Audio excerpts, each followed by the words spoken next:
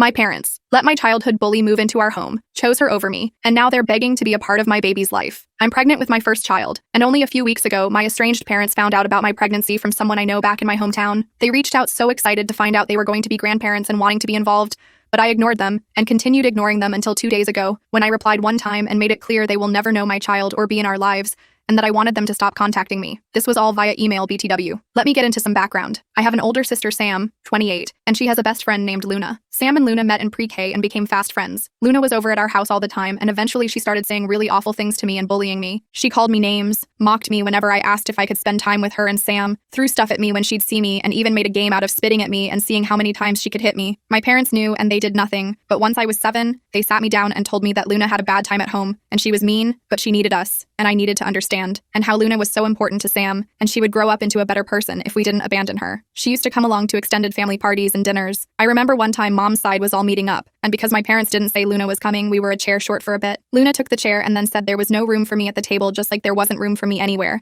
and I should cry in a corner somewhere. Mom's family were horrified, and I started to cry.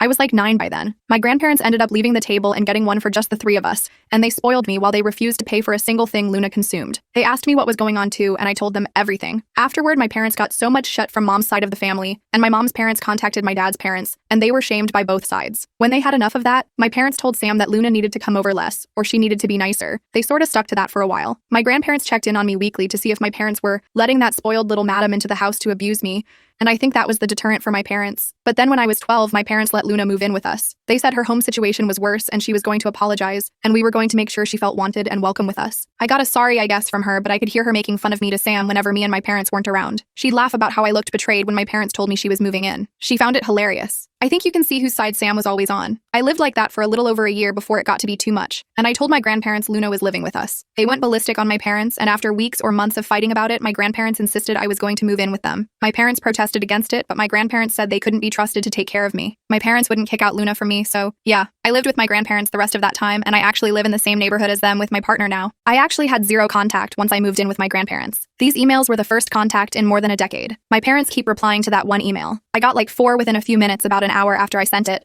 and they're telling me I'm taking this too far, and they said Luna isn't even in the picture, but they are not my family anymore.